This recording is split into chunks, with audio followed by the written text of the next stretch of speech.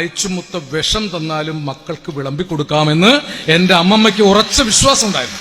അങ്ങനെ വളർന്നതാണ് ഞാൻ. അങ്ങനെ എന്റെ അയച്ചുമുത്ത അമ്മമ്മയ്ക്ക് കൊടുത്ത അമ്മമ്മ വിളമ്പി തന്ന ഇറച്ചിയും പത്തിരിയും തിന്ന് വളർന്നവനാണ് ഞാൻ. വല്യമ്മ തന്ന ആ ഭക്ഷണം എന്റെ നെഞ്ചിലുണ്ട്. അന്നത് പോത്തിറച്ചിയായിരുന്നു. കോഴിയിറച്ചിയൊന്നും ഇങ്ങനെ സുലഭമായിട്ട് കിട്ടാത്ത കാലമാണ്. അന്ന് ചിക്കൻ സ്റ്റാളൊന്നുമില്ല. അപൂർവമായിട്ടൊക്കെ കോഴി ഇറക്കുള്ളൂ. വല്ല വിശേഷപ്പെട്ട വിരുന്നുകാർ വന്നാലാണ് കോഴി ഇറക്കുക. അത് വീട്ടിലെ വളർത്തുകോഴിയാണ് ഇറക്കുക. അതിന് പഞ്ചായത്ത് മുഴുവൻ സ്വാഗത സംഘം ഉണ്ടാക്കി നാട്ടിൽ മുഴുവൻ ഓടിച്ചിട്ട് വേണം കോഴി ഇറക്കാൻ. ഒരു വീട്ടിൽ കോഴി ഇറത്താൽ ആ പഞ്ചായത്തിന് മുഴുവൻ വിവരം അറിയും. ആ കാലത്ത് ഒന്നാന്തരം പോത്തിറച്ചി തിന്നിട്ടാണ് ഞാൻ വളർന്നിട്ടുള്ളത്. അതുകൊണ്ട് ഞാൻ നേരത്തെ പറഞ്ഞിട്ടുണ്ട്, BJP ഗവൺമെന്റ് ബീഫ് നിരോധിച്ചപ്പോൾ ഈ രാജ്യത്ത് BJP അല്ല, RSS അല്ല, ദേവേന്ദ്രന്റെ അച്ഛൻ മുത്തുപട്ടർ നിരോധിച്ചാലും എന്നെ ബീഫ് നിരോധിക്കാൻ ഒരാൾക്കും സാധിക്കുകയില്ല. അത് തന്നെ ഞാൻ ആവർത്തിക്കുന്നു. ഈ മണ്ണിൽ ഒരുമിച്ച് ജീവിച്ചവരാണ്. ഒരുപോലെ ഒരേ ദുഃഖങ്ങൾ, ഒരേ സങ്കടങ്ങൾ, ഒരേ സ്നേഹങ്ങൾ പങ്കുവെച്ചവരാണ്. ഞാൻ മതേതരത്വത്തിന് വേണ്ടി പ്രവർത്തിക്കല്ല, മനുഷ്യന് വേണ്ടി സംസാരിക്കുക. എന്റെ അമ്മമ്മയും എന്റെ തൊട്ടയൽപക്കത്തുള്ള അയച്ചുമുത്തയും ഒരേ പ്രായക്കാരായിരുന്നു. ഞാൻ അമ്മമ്മയെ വിളിച്ചതുപോലെ വല്യുമ്മ, എന്റെ കുഞ്ഞാണി, സുഹൃത്ത് കുഞ്ഞാണി അയച്ചുമത്തെ വിളിക്കുന്നത് കേട്ട് വല്യുമ്മ എന്നാണ് അയച്ചുമത്തെ വിളിച്ചിരുന്നത്. തൊട്ടടുത്ത വീടുകളായിരുന്നു. അയച്ചുമുത്തയുടെ മകൾ ബീവി ഉമ്മയും എന്റെ അമ്മയും സമപ്രായക്കാരായിരുന്നു. ബീവി ഉമ്മയുടെ മകൻ ഞാൻ കുഞ്ഞാണി എന്ന് വിളിച്ചിരുന്ന പരീക്കുട്ടിയും ഞാനും സമപ്രായക്കാരാണ്. പരീക്കുട്ടിയെ ജനതാ മാപ്പിള സ്കൂളിൽ ചേർക്കാൻ വേണ്ടി ചെന്നപ്പോൾ മാപ്പിള സ്കൂളിന്റെ ഹെഡ്മാഷ് ബാലമാഷ് ചോദിച്ചു എത്ര വയസ്സായി. ബീവിമ്മ പറഞ്ഞു വയസ്സിന്റെ കണക്കൊന്നും ഒക്കെ അറിയില്ല, ഞാൻ പെറ്റത് രാവിലെയാണ്, അമ്മമ്മ പെറ്റത് വൈകുന്നേരമാണ്, വയസ്സിന്റെ കണക്കൊക്കെ അമ്മമ്മയുടെ കയ്യിലാണെന്നാണ് പറഞ്ഞത്. അങ്ങനെ എന്റെ അമ്മയോട് ചോദിച്ചിട്ടാണ് വയസ്സറിഞ്ഞ് കുഞ്ഞാണിയെ ചേർത്തത്. ഒരു റമലാൻ മാസക്കാലത്ത് കുഞ്ഞാണി വന്ന് അവന്റെ കൈ എന്റെ മൂക്കിന്റെ മുമ്പിൽ നിന്ന് മണപ്പിച്ചു. നല്ല പ്രലോഭനീയമായൊരു മണം. എന്റെ വീട്ടിലില്ലാത്തൊരു മണമാണ് ഭക്ഷണത്തിന്റെ. അത് ഇറച്ചിയും പത്തിരിയും തിന്നിട്ടാണെന്ന് അവൻ എന്നോട് പറഞ്ഞു. എന്റെ വീട്ടിൽ ഈ സാധനം ഒന്നും കൊണ്ടുവരില്ല.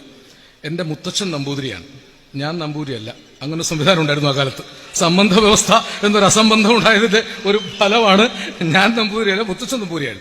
നമ്പൂരിക്ക് സംബന്ധമുള്ള വീടായതുകൊണ്ട് എന്റെ വീട്ടിൽ മത്സ്യമാംസാദികളൊന്നും കൊണ്ടുവരില്ല. പക്ഷെ ഞാൻ വീട്ടിൽ ചെന്ന് പറഞ്ഞു കുഞ്ഞാണി എന്ന ഇറച്ചിയും പത്തിരിയും എനിക്ക് തിന്നണം. എനിക്ക് 6 വയസ്സായിട്ടുള്ളൂ. എന്റെ അമ്മ നെഞ്ചത്തിരിച്ച് നിലവിളിക്കാൻ തുടങ്ങി, ഈ കുട്ടിക്ക് ഇത് എന്താ പറ്റിയ ദൈവമേ എന്നൊക്കെ പറഞ്ഞ് ബഹളം. എന്തായാലും ഈ ബഹളം എങ്ങനെയോ അയച്ചുമുത്ത കേട്ടറിഞ്ഞു. ഒരു സന്ധ്യയ്ക്ക് നോമ്പുതറ കഴിഞ്ഞപ്പോൾ കാണാൻ അയച്ചുമുത്ത ഈ തട്ടം കൊണ്ടൊരു കുണ്ടമ്പിഞ്ഞാണി മറച്ചു പിടിച്ച് വൈകുന്നേരം വടുക്കോർത്ത് ഒന്നിങ്ങനെ വിളിക്കുന്നുണ്ട്, കല്യാണിയമ്മേ കല്യാണിയമ്മേ എന്ന് വിളിക്കും. ഇപ്പൊ ചെന്നപ്പോ പറഞ്ഞു നിങ്ങൾ തിന്നണ്ടാന്നു, ആ കുട്ടികൾക്ക് കൊടുത്തോളി, അതുകൊണ്ടൊന്നും ഉണ്ടാവാൻ പോലില്ല. അങ്ങനെ ഒരു കുണ്ടമ്പിഞ്ഞാണിയിൽ അയച്ചുമുത്ത കൊടുത്ത ഇറച്ചിയും പത്തിരിയാണ്. മത്സ്യമാംസാദികൾ കൈകൊണ്ട് തൊടാത്ത എന്റെ അമ്മമ്മ അത് വാങ്ങി ഞങ്ങൾക്ക് വിളമ്പിത്തന്നു. അയച്ചുമുത്ത വിഷം തന്നാലും മക്കൾക്ക് വിളമ്പിക്കൊടുക്കാമെന്ന് എന്റെ അമ്മമ്മയ്ക്ക് ഉറച്ച വിശ്വാസം ഉണ്ടായിരുന്നു. അങ്ങനെ വളർന്നതാണ് ഞാൻ. അങ്ങനെ എന്റെ അയച്ചുമുത്ത അമ്മമ്മയ്ക്ക് കൊടുത്ത അമ്മമ്മ വിളമ്പി തന്ന ഇറച്ചിയും പത്തിരിയും തിന്ന് വളർന്നവനാണ് ഞാൻ. വല്യുമ്മ തന്ന ആ ഭക്ഷണം എന്റെ നെഞ്ചിലുണ്ട്. അന്നത് പോത്തിറച്ചിയായിരുന്നു. കോഴിയിറച്ചിയൊന്നും ഇങ്ങനെ സുലഭമായിട്ട് കിട്ടാത്ത കാലമാണ്. അന്ന് ചിക്കൻ സ്റ്റാളൊന്നുമില്ല. അപൂർവമായിട്ടൊക്കെ കോഴി ഇറക്കുള്ളൂ. വല്ല വിശേഷപ്പെട്ട വിരുന്നുകാർ വന്നാലാണ് കോഴി ഇറക്കുക. അത് വീട്ടിലെ വളർത്തുകോഴിയാണ് ഇറക്കുക. അതിന് പഞ്ചായത്ത് മുഴുവൻ സ്വാഗത സംഘം ഉണ്ടാക്കി നാട്ടിൽ മുഴുവൻ ഓടിച്ചിട്ട് വേണം കോഴി ഇറക്കാൻ.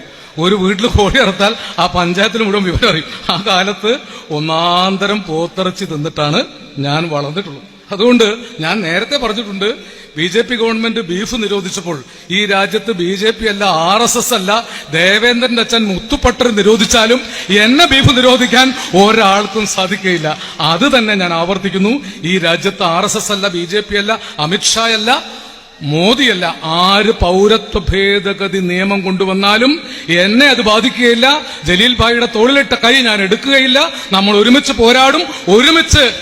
ഒരുമിച്ച് മരിച്ചു വീണാലും നാം ഈ കുട്ടികൾക്ക് വേണ്ടി, നമ്മുടെ മക്കൾക്ക് വേണ്ടി, നമുക്ക് വേണ്ടിയല്ല. നമ്മൾ ജീവിച്ചതിനേക്കാൾ സമാധാനവും ശാന്തിയും സൗഹൃദവുമുള്ള ലോകത്ത് നമ്മുടെ മക്കൾ വളർന്നു വരണം.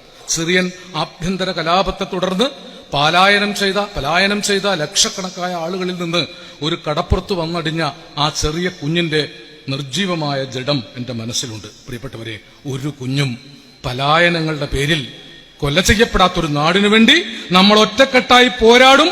നമ്മൾ അതിജീവിക്കും. നമ്മൾ വിജയിക്കുക തന്നെ ചെയ്യും.